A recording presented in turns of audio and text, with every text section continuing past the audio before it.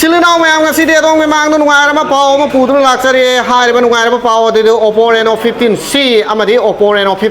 15หายไปพนมาคัลอันนี้สิเราวิเป็นมาทำดาส้มดาสันสาเกจิตาระดูกับส้มดาสันสาเกจิตาระนะคุจิงไว้แล้วก็สิลินาสิงนะพนนะสิเราวิเป็นมาทำดาไอ้ก้อยฮับจะกันนี่ก็ปุโรเราไว้เป็นแต่ไก่กุมบ้าส้มกี Oppo Reno 15นะสิเราวิเป็นมาทำดาสันสาเกจิตาระฮับจะกันนี่ดูกับส้มกี Oppo Reno 15C สิสุเราวิเป็นมาทำดาสันสาเกจิ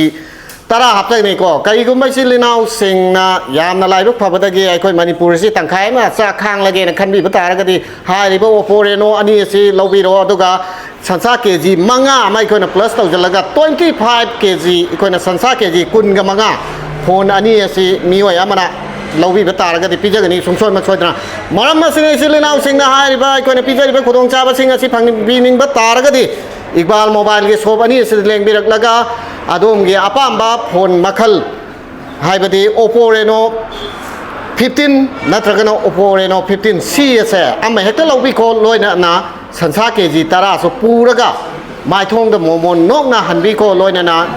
ยุมเดลเขาริบันุปีอ่างมาดีสิเลนาวสิงห์ตุกาสามินทักมินอริโซหายว่าพม่าตัวนี้สิเลนาวสิงห์ได้ทำใจดีแบบนี้การีกุมใบสิเลนาวสิงห์คณะกุมบ้านะหายว่า Oppo Reno 15อามาดี Oppo Reno 15C อันนี้สิปุลบเราวิบัติอะไรก็ดี25 kg สันสาสีคนน่ะสงสัยมักสวยตัวน่ะฮับเจอกันนี่มารับมาสินะสิเลนาวสิงห์คงไล่ทุนเลี้ยงชิ้นบิรักแล้วก็หายว่าคนมาคัลมีสิเราบิโอลอยนะไอ้คนน่ะพิซซ่าที่แบบขดงซาบะสิโซพังบิโอไอ้บัวพม่าดูทำใจดี thank you